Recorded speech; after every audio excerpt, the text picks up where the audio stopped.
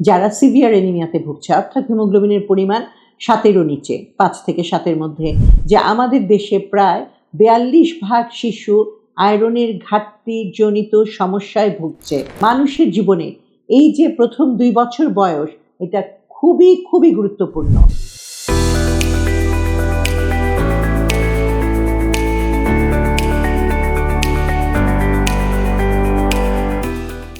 আসসালামু আলাইকুম, আমি ডক্টর তাসনিম, রক্তরোগ বিশেষজ্ঞ। আজকে আমরা একটা গুরুত্বপূর্ণ বিষয় নিয়ে আলোচনা করব। বিষয়টা হচ্ছে ছোট্ট শিশুদের আয়রনের ঘাটতিজনিত সমস্যা।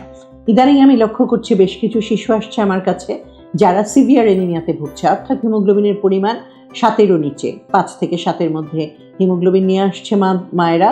এবং এই সমস্ত বাচ্চার পরীক্ষা নিরীক্ষা করে দেখলাম না তারা থ্যালাসেমিয়া বা কোনো বড় রোগে আক্রান্ত হয়নি, তাদের শরীরে আয়রনের ঘাটতি রয়েছে। আজকে আমি সে ব্যাপারটার উপরেই একটু আলোকপাত করব।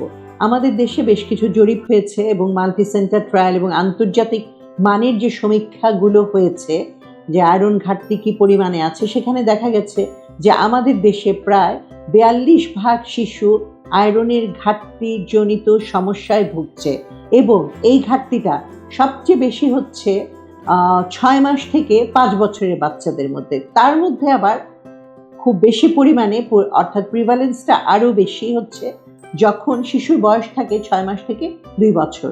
এবং সবচেয়ে ইম্পর্টেন্ট হচ্ছে মানুষের জীবনে এই যে প্রথম 2 বছর বয়স, এটা খুবই খুবই গুরুত্বপূর্ণ। আজকে খুব গুরুত্বপূর্ণ এই ব্যাপারটার উপর আমি আলোচনা করব।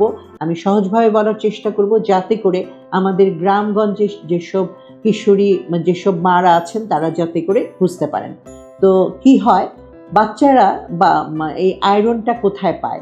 আয়রনটা পায় মাতৃজঠরে, যখন বাচ্চা মায়ের গর্ভে থাকে, গর্ভফুল থেকে বা প্ল্যাসেন্টা থেকে পায়।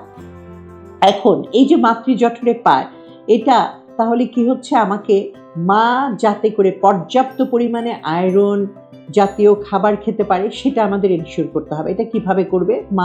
মায়ের সাথে যারা গর্ভবতী মাকে যারা আশেপাশে থাকেন এবং মাকে সহযোগিতা করেন, শাশুড়ি, মা, ননদ, সবাই সহযোগিতা করবেন যাতে করে সে আয়রন জাতীয় খাবারগুলো সঠিকভাবে খায়। এবং নিয়মিত উপজেলা স্বাস্থ্য কমপ্লেক্সে প্রিন্যাটাল যে চেক আপ, সেই চেক আপের জন্য যাচ্ছে কিনা সেটাও এনশিওর করতে হবে। কারণ আমাদের দেশে সার্বজনীনভাবে প্রত্যেকটা মাকে আয়রনের ট্যাবলেট দিয়ে দেওয়া হয় এবং এটা ফ্রি অফ কস্ট, কোনো ধরনের খরচ হয় না, সরকার থেকে দেয়া হয়। এটা যদি প্রতিটা মা প্রতিদিন ঠিকমতো খায় তাহলেও তার শরীরে আয়রনের ঘাটতি হবে না এবং গর্ভের সন্তান পর্যাপ্ত পরিমাণে আয়রন পাবে।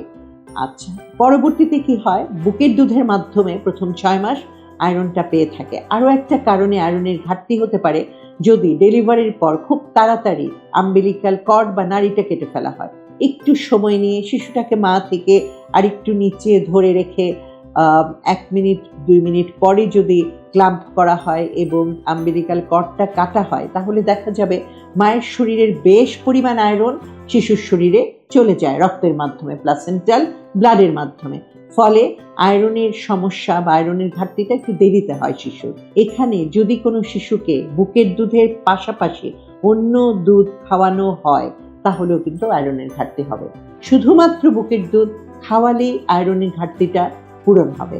এখন এই সময় শুধুমাত্র বুকের দুধ অনেক মাই খাওয়ায় না এবং তারা বলেন যে বাচ্চা পর্যাপ্ত দুধ পাচ্ছে না। তাহলে এই যে প্রথম 6 মাসে শুধুমাত্র বুকের দুধ খাওয়ার ব্যাপারে মাকে সহযোগিতা করার জন্য আমাদের আশেপাশে যারা আছেন, ইনক্লুডিং যারা স্বাস্থ্যকর্মী আছেন, তারা খুবই আন্তরিকভাবে চেষ্টা করবেন।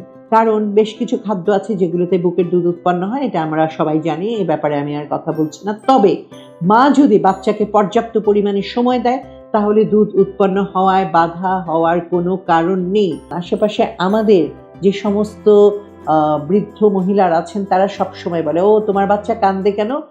কারণ কি? বাচ্চা দুধ পাচ্ছে না। এটা একটা সার্বজনীন কথা। বাচ্চা নানান কারণে কাঁদে, বাচ্চার পেটে গ্যাস হলে কাঁদতে পারে, কিন্তু তারা একটা কারণই দেখায় যে বাচ্চা পর্যাপ্ত দুধ পাচ্ছে না, তুমি বাইরের দুধ দাও। যখনই বাইরের দুধ দেওয়া হবে তখনই বাচ্চা আসলে বাইরের ফিডার যখন টানবে, মায়ের দুধ টানার যে কষ্টটা সেটা সে নিতে চাবে না। পরবর্তীতে দেখা যায় অনেক শিশু যখন বাইরের দুধ ফিডারের মাধ্যমে দেয়া হয় আর বাচ্চা মায়ের দুধ খাচ্ছেই না, এরকম আমার মনে হয় এটা যদি সমীক্ষা করা হয় 20%-এর কম হবে না। তাহলে এগুলো ব্যাপারে এখন আমাদের সচেতন হতে হবে। শিশুদের আয়রন ডেফিসিয়েন্সি হওয়ার কারণের ব্যাপারে এবং আয়রন ডেফিসিয়েন্সি হলে কি কি সমস্যা হয় এ ব্যাপারে আমি পরবর্তী ভিডিওতে আলাপ করব।